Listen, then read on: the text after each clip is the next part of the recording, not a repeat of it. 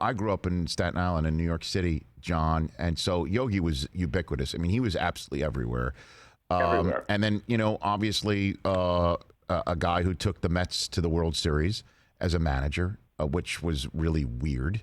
And for Yankee fans, I mean, there's just no other way to put it. Just weird that he would be not with the Yankees. And then obviously, I'll tell you, interrupt you a second. Go for it. In doing the research, I came across a picture that just stopped me in my tracks. It was Carmen, his beautiful wife of 65 years, and Yogi sitting in a chair, and they were both in Mets uniforms. Weird. I mean, it's just jarring. I know. It's just, I know. And then obviously coming back to the Yankees, and then his relationship with Steinbrenner was one fraught with a ton. I'm wondering what in this book about that, John. Oh, and I think, and I'm really sometimes you start putting things together when you talk so much about your book. But, as I said, Yogi endured a lifetime of verbal abuse, and amazing that he came out not resentful but appreciative of everyone's role in the world.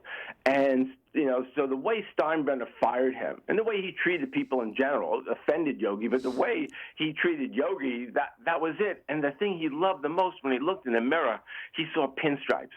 And to walk away from that team was a huge deal for him. I mean, he always, even in exile, self-imposed, he thought of himself as a Yankee. But, the animosity on his part, which he wasn't like that normally, just kept growing as the years went by.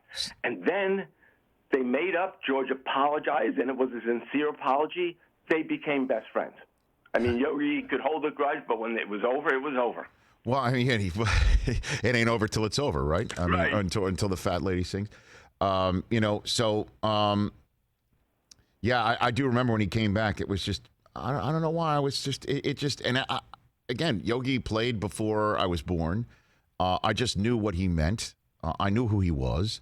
I was a big Rizzuto fan because he did the Yankee games, and I knew that they were tight. But when he came back, it meant so much to me. I don't know why it meant so much to me, but it really did when he came back and then was back in the fold. Well, baseball, and I really miss baseball. I mean, it's been in my life since I was 4 years old. Right. I think baseball fans are unique because, I mean, it's not to be blasphemous, but baseball is almost religion. It's just part of the fabric. And, and here's a guy who's walking history. And in 1948, his then manager, Bucky Harris, before he was fired, predicted that Yogi would be the most popular Yankee ever.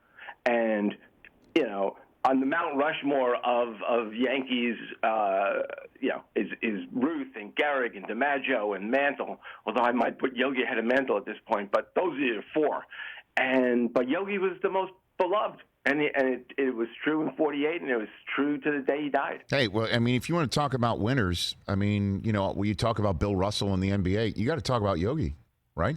That's the amazing thing. I mean, this guy, 10 World Series titles. I mean, 10. He used to tease Jeter, who had 5, and that's a huge accomplishment, but it's not 10.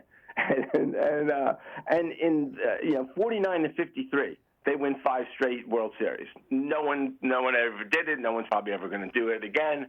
And he was the best player on that team. And that's something I think people just completely overlook about Yogi Berra. I know I did. I mean, it's the tail end of DiMaggio's career. He was hurt and older. He retired at 36 and, bone spurs and all sorts of injuries. Mantle struck out an awful lot and was booed like crazy, which drove him crazy since 51 until he hits the Triple Crown 56. Those 5 years, those 5 straight championships, Yogi Berra is the dominant player on the dominant team in baseball history. And by the way, caught the only perfect game in the history of the World Series, too. I mean, that's amazing. There's a funny little story. Yogi, when Branch Rickey decided not to sign him, Yogi played American Legion ball for 2 years. First time he was ever out of St. Louis, saw the country, saw how good he was, and the team happened to win that season. And their prize was to come to New York City, and they sat down with all the Yankees before the series started. And Yogi, St. Louis tied the team from St. Louis, and he said he points over at Larson, who had I think he was like 11-6 in the season, and says, "See that guy? He changed his mind up. He's going to do something special." And who knew how special that was? That's amazing. Hey, you watched all the way to the end. Thanks for that. Watch more right here.